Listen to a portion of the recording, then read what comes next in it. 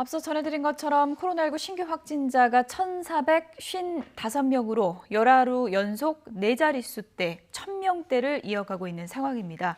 확산세 어떻게 이어질지 전문가와 짚어보도록 하겠습니다. 천은미 이대목동병원 호흡기내과 교수 나와 계십니다. 어서 오세요. 안녕하세요. 1,455명, 전날보다는 다소 줄었는데 확산세가 예상보다는 조금 주춤한 건가요? 어떻게 보십니까? 수도권은 이동량이 조금 줄었습니다. 예. 월요일부터 이제 야간 모임이 금지가 되면서 하지만 비수도권은 지금 한 11% 더 9%는 올라가고 있거든요. 그 말은 이제 비수도권에서 확산세가 증가될 확률이 좀 높다는 얘기고요. 사실 검사 건수가 아주 많이 늘진 않았는데 왜냐하면 폭염이 있기 때문에 예. 검사를 받기가 어려운 점도 있고 하지만 지금 일주일 이상 거의 열흘을 지금 1,000단위 4자리 숫자가 계속 나오고 있고 이러다 보니까 의료 체계에 지금 부담이 분명히 되고 있습니다. 검사하기도 어렵지만 생활치료시설이나 입원시설도 지금 부족하기 시작했기 때문에 이 상태가 계속 유지가 된다면 의료 체계에 굉장한 부담이 될 수 있습니다. 일단 뭐 확진자 수만 딱 놓고 보면 워낙에 수도권에 확진자가 몰려있기 때문에 비수도권은 아직은 좀 괜찮지 않나 그런 생각하는 분들 많으신데 비수도권도 지금 상당히 위험하다는 말씀이시죠? 그렇죠. 비수도권은 특히나 이제 주말이나 야간 때 모임을 할 수가 있습니다. 그럼 수도권에 계시는 서울, 경기도 분들이 많이 내려가시는 걸로 알고 그렇군요. 있어요. 특히 여름 휴가기 때문에 젊은 층을 중심으로 모임을 하거나 파티를 하는 과정에서 감염이 되고 그 감염을 그 지역에 퍼뜨릴 뿐 아니라 그곳에서도 감염되신 분이 수도권으로 올라오기 때문에 네. 전국적인 대유행의 시발점이 될 수도 있습니다. 일단 뭐 수치상으로만 보면은 지역별 편차가 크고 경북권 같은 경우에는 또 좀 상당히 낮은 편이기 때문에 거리두기 뭐 예를 들어서 5인 이상 모임 금지 같은 걸 일괄적으로 적용하는 게 맞냐 논란도 좀 있지만 어떻게 보십니까? 일괄 적용하는 게 맞는 건가요? 그러니까 선제적으로 방어를 해야 됩니다. 특히나 대도시라든지 휴가지, 강원이나 이런 제주, 부산 이런 곳에는 많은 분들이 몰리게 됩니다. 우리가 이 확진자들이 나온 곳을 잘 살펴보면요. 항상 외지인들이 들어와서 나갈 때 감염 확산이 되는 것으로 알려져 있기 때문에 예. 지금처럼 여름 휴가철에는 전국적으로 격상을 하는 것이 맞고 물론 정부 입장에서는 이렇게 아주 사람이 적은 곳을 다 올릴 필요는 없습니다. 하지만 최소한 인구 밀도가 높거나 여행지에 대해서는 격상을 하는 것이 필요하다고 생각합니다. 코로나 바이러스가 뭐 곳곳에 퍼지다 보니까 지금 연예계, 방송계, 스포츠계 다 지금 초비상입니다. 일단 나훈아 씨가 콘서트를 열어서 어떻게 보면은 대구 지역에서 열기 때문에 방역수칙 위반은 아닌데 워낙에 수천 명이 하루에 같이 공연을 한 자리에서 보기 때문에 좀 걱정하는 시각이 많더라고요. 네, 대규모 콘서트이기 때문에 물론 콘서트장에서 마스크를 잘 쓰고 벗지만 않는다면 감염의 위험은 매우 낮겠지만 네. 대부분 콘서트장을 가는 도중에 대중교통을 많이 이용하게 되죠. 그리고 그 과정 중에 화장실도 같이 쓸 수 있고 그렇죠. 대화도 할 수 있고 음료도 마실 수 있습니다. 감염은 그럴 때 되기 때문에 지금처럼 어디서 확진자가 나오는지 모를 정도로 많은 확진자가 있는 상태에서는 분명히 감염의 위험이 있는 그런 사례라고 볼 수 있습니다. 예, 근데 생각해 보면 또 백화점 같은 경우도 하루에 이제 어떻게 보면 수천 명이 오가지 않겠습니까? 네. 공연장처럼 공연을 보려고 수천 명이 한꺼번에 앉아 있는 경우와 수천 명이 백화점처럼 드나드는 경우와 어떤 게 더 위험이 큰 건가요? 그러니까 드나들더라도 어떤 사람들과의 접촉에 마스크를 내리지 않는다면 크게 예. 위험은 없지만 마스크를 가볍게 덴탈형 마스크를 살짝 쓰고 있는 경우에 같이 대화를 많이 하는 경우에는 비말이나 그런 게 나올 수도 있고 마스크를 내린 분들, 음식을 드시는 분들이 호흡을 통해서 공기 중에 바이러스가 떠 있다면 백화점이라든지 이 콘서트장이 밀폐된 공간에 공기 중 감염을 통한 감염은 분명히 있을 수 있습니다. 예. 워낙에 뭐 나훈아 씨가 콘서트를 자주 하는 편은 아니고 이거 오래 기다린 분들 마음은 또 이해 못하는 건 아니지만 나훈아 씨 콘서트가 이렇게 열리고 나면 다른 공연도 한다고 했을 때 막을 길이 좀 없어질 것 같은데 이건 어떻게 대응을 해야 됩니까? 그렇습니다. 하지만 지금은 너무나 많은 이 델타 변이의 전파력으로 확산이 높기 때문에 저는 조금 자제를 하셨으면 좋겠고요. 그리고 이번에 콘서트를 다녀오신 분에 대해서는 본인이 증상이 있건 없건 최소한 일주일 이내 한 번씩 검사를 꼭 받아보시는 게 무증상 감염자를 좀 확진할 수 있는 방법이라고 생각합니다. 공연은 열겠지만 방역 지침은 꼭 지키겠다고 하니까요. 또 현장에서 이런 방역 지침을 좀 잘 지키기를 저희가 기대해 보는 수밖에 없을 것 같고요. 지금 방송과도 비상인 것 같아요. 박태환 씨, 뭐 모델 한예진 씨 다 걸렸다고 그러고 장민호 씨도 지금 확진 판정을 받았다고 하잖아요. 네, 방송가는 아무래도 마스크를 쓸 수가 없고 그 과정에서 이렇게 운동이라든지 많은 좀 과격한 이런 행동이나 이런 걸 통해서 비말이 좀 감염이 될 수 있습니다. 특히 젊은 분들이 많으시기 때문에 증상을 모르는 상태에서 감염이 되셨을 수가 있고요. 이런 방송가의 확진자 수가 증가하는 걸 보면 지금까지 1년 반 동안 가장 확진이 많이 되는 사례로 볼 수 있어 그만큼 지역사회 감염이 많다는 걸 알 수가 있습니다. 지금 수도권도 감염 재생산 지수가 전체적으로 1.26 정도로 계속 올라가고 있고요. 예. 울산 같은 경우는 1.8까지 올라갔다고 합니다. 그러니까 예. 지방의 비수도권에 따라서는 굉장히 확산세가 빠른 것을 알 수 있기 때문에 지금으로서는 전국적으로 우리가 이 방역 체계를 강화해야지만 이 위기를 좀 극복할 수 있을 것 같습니다. 사실 뭐 방송가 이 확진 사례 놓고는 많은 분들이 뭐 터질 게 터진 거다 이렇게 이제 보는 분들도 많은 게 사실 방송을 만들려면 많은 인력이 모여 있을 수밖에 그렇습니다. 없고 그리고 이제 저희도 이제 방송을 하다 보면 이제 부득이하게 방송하는 순간은 마스크를 좀 벗을 수밖에 없는 그런 상황이기 때문인데 어떻습니까? 지금 방송을 같이 하는 인력 중에서도 자가격리를 어디까지 해야 되나 이게 고심이라고 하더라고요. 네. 어떻게 좀 선별을 해야 되는 겁니까? 저 같은 공간에 있었던 분은 당연히 자가격리를 해야 될 것 같고요. 같은 공간에 없었더라도 우리가 한번 만날 수 있죠. 예, 스쳐 지나가더라도 본인이 증상이 있는 경우는 반드시 자가격리를 해야 되기 때문에 말씀하신 대로 그 범위를 정하는 건 상당히 어렵습니다. 그렇죠. 하지만 어쨌거나 같은 공간에 잠시라도 있던 경우는 자가격리를 하는 것이 맞을 것 같습니다. 그 확진자가 지나간 다음에 그 공간에 간 사람은 어떻습니까? 그렇더라도 그분이 만일 마스크 착용이 적절히 되지 않았다면 예. 예, 아무래도 아주 드물지만 공기 감염도 저희가 좀 고려를 해야 될 것 같습니다. 예, 방송계가 이제 마스크를 벗고 일을 하다 네. 보니까 이런 일이 또 불거지는데 공인님만큼 또 처신도 잘 해야 될 것 같고 그렇습니다. 대처도 잘 해야 될 것 같습니다. 또 한 가지 고민이 이제 휴가철이면 해수욕장 가잖아요. 거기서 또 마스크 벗는 분들이 많더라고요. 예. 네, 우리 해수욕장과 수영장 두 군데가 있는데요. 예. 이제 물 속에서는 감염은 거의 안 됩니다. 물 속에서? 네네. 수영장 같은 경우는 소독을 하기 때문에 감염이 안 되고요. 바이러스가 물에서는 뭐 사라지나요? 어떻게 돼요? 아니요, 수영장 물은 염소 소독을 하기 때문에 네. 염소 소독 물에는 이 바이러스가 생존할 수가 없습니다. 그렇군요. 네, 그래서 괜찮지만 대부분 이제 밖에 나와서 네. 그 과정에서 뭐 대화하고 음식물 섭취를 하고 샤워장이나 라카룸에서 감염이 많이 되죠. 수영장 바닷물도 마찬가지로 바닷물 자체는 물이 너무나 많기 때문에 그런 쪽에서는 감염은 거의 안 된다고 알려져 있지만 대부분은 밖에 나와서 저녁에 개인적 파티 모임을 통해서 감염이 제일 잘 됩니다. 예를 들어 집에 있는 가족들의 감염률은 보통 한 12% 정도밖에 안 돼요. 예. 같이 잠을 자는 경우도 감염이 안 되는 사례가 꽤 있거든요. 그렇습니까? 그런데 예. 한 공간에서 한 방에서 예. 친구들끼리 이렇게 술과 음식물을 같이 섭취하면 거의 100% 감염이 됩니다. 아, 그렇군요. 예, 그만큼 밀접 접촉과 이렇게 서로 주고받는 과정에 감염이 되기 때문에 여행지에 가서는 최소한 가족끼리 저는 모임을 갖도록 하고요. 친구랑 모임을 갖는 경우는 저는 검사를 하고 만나는 게 낫지 않을까. 아니면 예. 그 모임을 한 후에는 반드시 다시 검사를 받는 그런 좀 철저한 방어가 필요할 것 같습니다. 휴가지 가면 또 맛집 많이 가고 이러니까 그렇습니다. 먹는 네네. 경우도 많고요. 네, 그리고 지금- 이제 네. 또 한 가지 궁금한 게 해수욕장이나 수영장 가면 마스크가 젖는 경우가 많더라고요. 젖은 마스크 또 써도 되나요? 아니요, 젖은 마스크 쓰시면 이미 필터 기능이 없기 때문에 소용이 없습니다. 아, 반드시 새 그렇군요. 마스크를 사용하셔야 됩니다. 예. 반드시 기억해야 될 것 네네. 같습니다. 젖은 마스크 그냥 쓰는 분들도 있는데 여러 개 가져가서 젖으면 바로 새 마스크를 써야 될 것 네. 같고요. 그리고 또 한 가지 좀 우려되는 상황인데 이 부분도 좀 짚어봐야 될 것 같습니다. 청해부대 확진자요. 지금 7명까지 늘었고 폐렴 증세 보이는 장병이 더 있다 그럽니다. 지금 전수조사 결과가 아직 안 나왔는데 전수조사 결과가 나오면 확진자가 상당히 좀 많이 늘 것으로 지금 우려되는 상황인 거죠. 그렇죠. 네. 7월 10일부터 그 검사하고 7월 13일 PCR 확진을 했기 때문에 증상 그 전에 있었거든요. 그럼 그 사이 N차 감염이 됐을 거고 당연히 300명 전수 검사에서 분명히 나올 겁니다. 왜냐하면 과거에 우리 밀폐된 공간에 배 같은 경우, 특히 프린세스 같은 경우도 굉장히 많은 사람이 감염이 됐거든요. 그랬었죠. 이분들은 좀 젊은 건강한 분들이긴 하지만 벌써 폐렴 증상이 몇 분이 나오셨기 때문에 이 과정에서 확산이 됐을 건 분명하고 최대한 빠른 시기에 귀국을 하셔서 검사와 치료를 받는 것이 필요할 것 같습니다. 그러니까요. 폐렴이었다는 건 단순히 뭐 고열이나 기침이 아니고 어떻게 보면 만약에 확진이 됐다고 하면 좀 진행이 된 상황이라고 볼 수 있는 건가요? 그렇습니다. 보통 폐렴은 한 일주일 정도 경과하면서 발생을 하기 때문에 예. 폐렴이 생긴 분은 그 정도 시간이 지난 것이고 우리가 바이러스지만 이렇게 폐렴이 진행을 하는 경우는 젊은 분이라도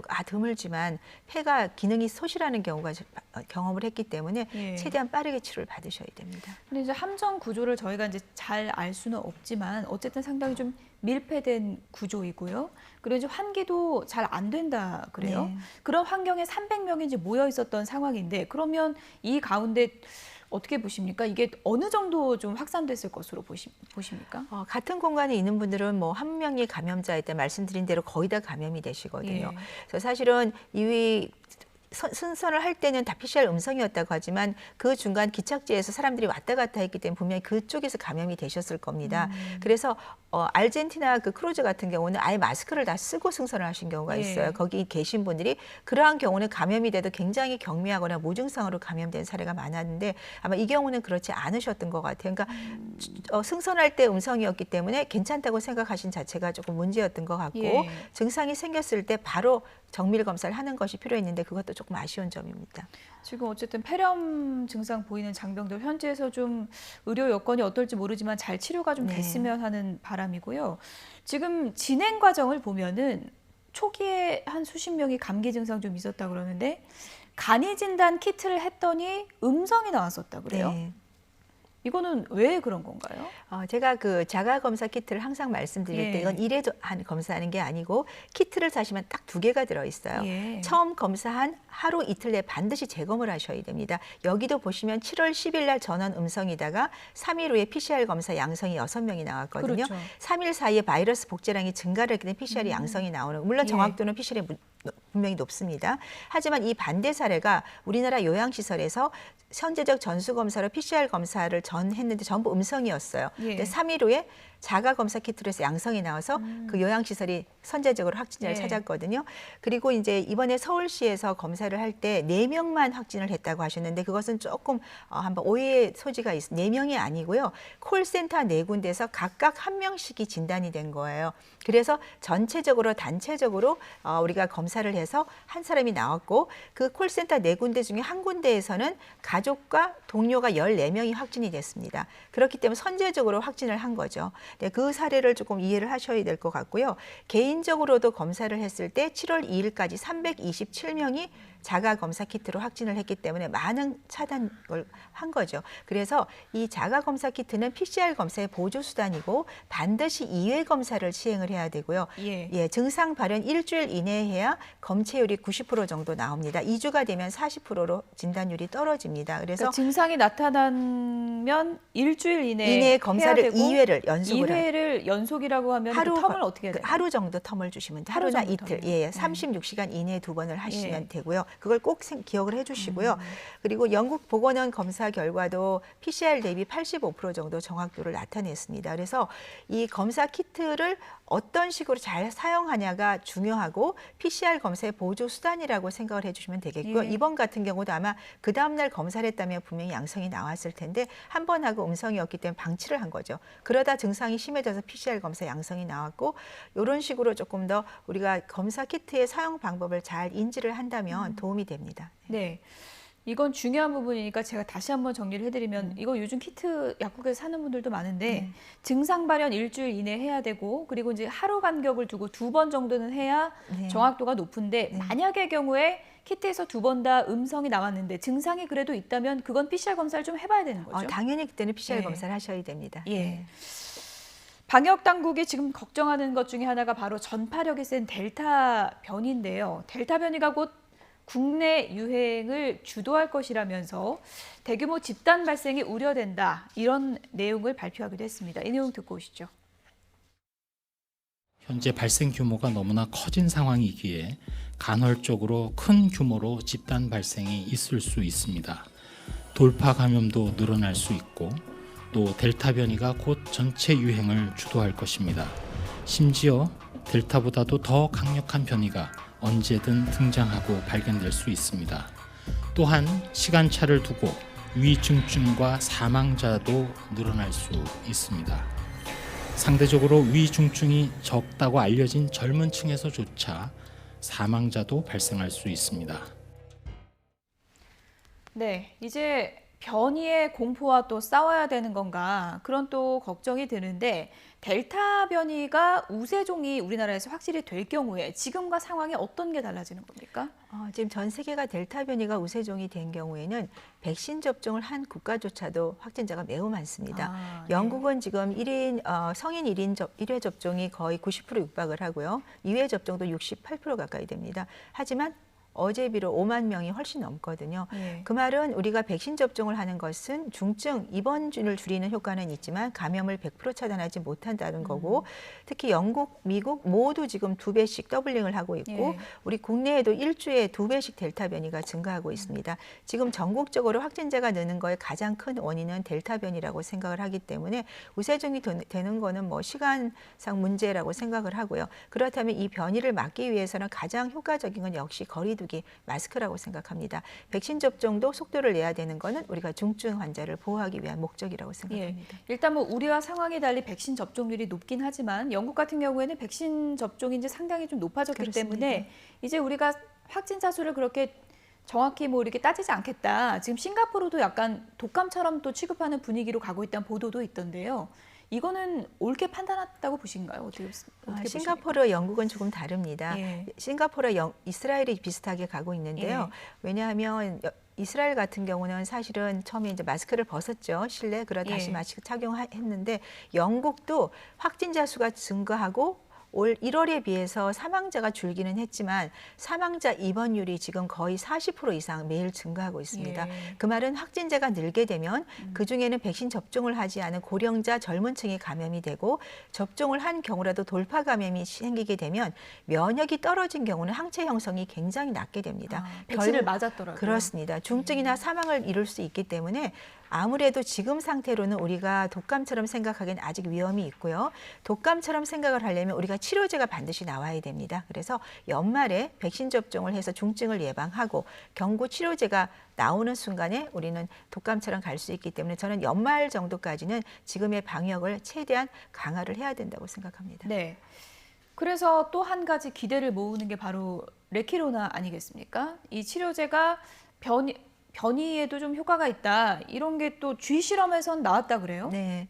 그 처음에 당국에서 발표할 때 베타 때도 마찬가지였습니다만 세포주에서 중화 능력이 떨어진다고 얘기를 하셨습니다. 그 이유는 우리가 이 세포주에는 나노 단위의 아주 적은 양의 용량이 들어갑니다. 그렇지만 임상적으로 우리가 이 페렛이나 이런 담비 같은 데 마이스 같은 데 실험을 할 때는 임상에 쓰는 용량을 투여를 하게 되면 충분한 중화 능력에 의해서 효과를 보는 거거든요. 그러니까 예. 그 차이지 초기의 바이러스에 비해서 약간의 중화 능력이 떨어지는 정도지 중화를 못하는 것이 아니기 때문에 임상적으로 전부 효과가 있고 최근에 이 레키노나주를 임상 연구 데이터를 발표했는데요. 델타 변이가 아니고 델타 변이보다 베타 변이가 훨씬 중화 능력이 떨어집니다. 근데 거기에도 담비에서 동물 실험에서 충분히 증화 능력을 발휘를 했기 때문에 지금까지 나온 변이에는 저 레키노나주가 전부 다 어떤 효과를 가지고 있고 제가 개인적으로 임상 환자를 봤을 때는 예. 초기에 폐렴 직전이나 폐렴 단계에서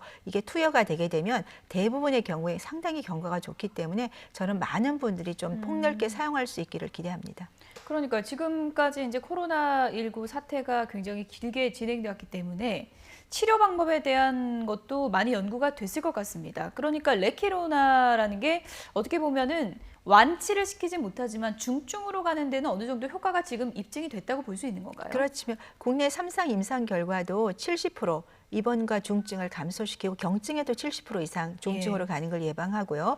해외 일리아 릴리나 뭐 GSK 같은 경우도 전부 다 적게는 70에서 85%까지 중증과 입원율을 감소시키는 게 나왔습니다. 그래서 국내에서도 이 해외처럼 12세 이상의 어떤 천식이나 기저질환이 있거나 18세 이상의 질환이 있는 경우에는 모두 투여할 수 있도록 투약 범위를 좀 넓혀주시면 지금 이 청해 이런 군인들께서도 폐렴 단계에서 만일에 레키로나주가 들어가면 상당 기간 한 5일 정도의 임상 기간을 줄일 수 있고요. 폐렴도 훨씬 빨리 호전될 수 있다고 기대합니다. 일단 뭐 델타 쪽으로는 효과가 좀 있다는 실험이 이제 나온 거고 네. 많은 분들이 또 걱정하는 게 요즘에 람다 변이요. 네네. 이건 또 치사율이 상당히 높다고 하던데요. 람다 변이는 2020년 8월 페루에서 먼저 발견이 되는 상당히 예. 오래전에 나온 건데요. 주로 지금 남미를 위주로 발견이 됐지만 이스라엘, 미국, UK, 영국까지 다 발견이 된 29개국 아마 국내에도 저는 분명히 있을 거라고 생각합니다. 예. 그런데 페루 같은 경우는 조금 이제 아무래도 확진자가 많고 의료 기술이 조금 떨어져서 한 9% 정도 치사율이 나오고 있고 예. 특히 백신 접종이 중국 백신을 많이 썼기 때문에 이 람다나 델타나 이런 변이에 상당히 취약한 걸로 되어 있습니다. 아마 그런 것이 같이 종합적인 것 같고 하지만 일부에서는 한 2배 정도 전염력이 높을 거라는 그런 보고는 지금 되고 있기 때문에 새로운 변이에 대해서 우리가 본격적으로 이런 검역 강화라든지 치료제나 백신에 대해서는 적극적으로 방어를 해야 될 것 같습니다. 예. 일단 뭐 백신 빨리 맞는 게 중요한데 아스트라제네카 접종 간격을 정부가 좀 줄인다 그러더라고요. 왜 네. 그런 건가요? 아스트라제네카를 원래는 이제 대부분 백신은 4주 간격인데 예. 우연하게 이제 실험 과정에서 12주로 연장을 했던 효과가 있어서 12주로 이제 사용을 하고 있습니다만 이 변이의 대처력이 늦어지는 거죠. 아스트라제네카 1회 접종이 33%, 2회 접종이 60%인데 아마 면역 저하 효과 때문에 저는 개인적으로 더 떨어질 거로 생각합니다. 그래서 2차 접종을 빨리 완료하기 위해서 그 간격을 줄여서 접종하기로 고려한 것 같습니다. 네.